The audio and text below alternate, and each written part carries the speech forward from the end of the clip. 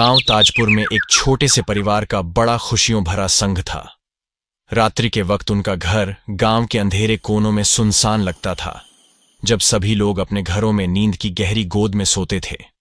लेकिन इस सुकून से भरे गांव की खामोशी के पीछे एक भयानक और रहस्यमय सच्चाई छुपी हुई थी। गांव में एक कुत्ता रहता था जिसका नाम रंप्या था। यह कुत्ता सभी लोगों का दोस्त था, लेकिन रात्रि के समय उसका व्यवहार कुछ अजीब था।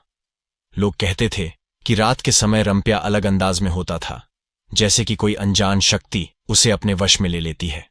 इसलिए जब भी रात की गहराइयों में कुछ अजीब महसूस होता तो लोग कहते थे कि यह रंप्या का काम है। एक दिन गांव में एक नातिके का भूतिया कुत्ता के बारे में सुनकर गप्पें होने लगीं। ए जी सुनिए, वो रामू का कुत्ता है ना, रंप्या, आजकल सठिया सा गया है। मुझे तो लगता है कि वो किसी गांव वाले को नुकसान न पहुंचा दे। लोगों के बीच में डरावनी कहानियां फैलने लगीं और उनका मन घबराने लगा। लेकिन इस सब के बावजूद रंप्या का मालिक रामू उन सभी बातों को अविश्वसनीय मानता था।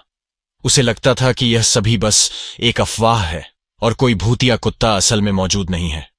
एक रात गांव में कुछ अजीब घटनाएं होने लगीं। कुछ लोगों की गाड़ियों के अंदर कुछ अनजान आवाजें सुनाई दीं और कुछ लोगों के घर के सामने अजीब निशान देखे गए। लोगों के बीच उत्सुकता की अफवाहें फैल गईं और उनके अंदर एक अजीब सी डर फैला।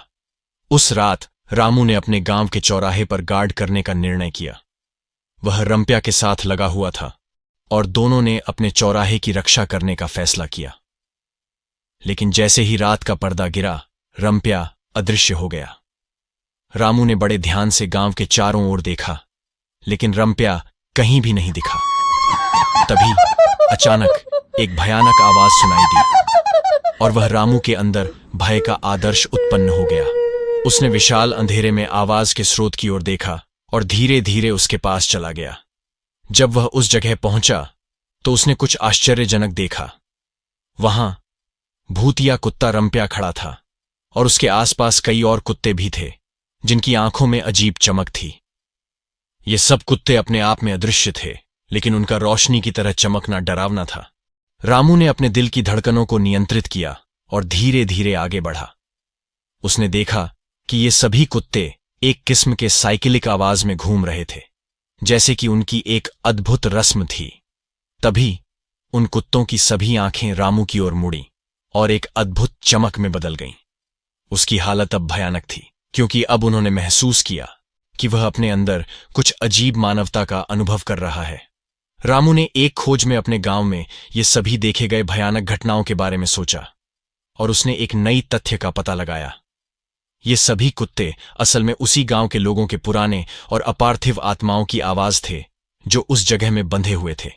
इस घटना के बाद रामू ने लोगों को समझाया कि वहां के भूतों की आवाज उनके ही थी और उन्होंने उनके वास्तविकता को समझा।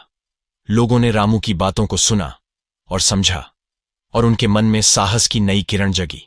इस भूतिया कुत्ते की कहानी ने उनकी धार्मिक और सामाजिक धारा को भी बदल दिया। अब गांव वालों ने इसे एक भाग्यशाली समय के रूप में स्वीकार किया और वे अब अपने जीवन को साहस और विश्वास के साथ निर्माण कर रहे थे।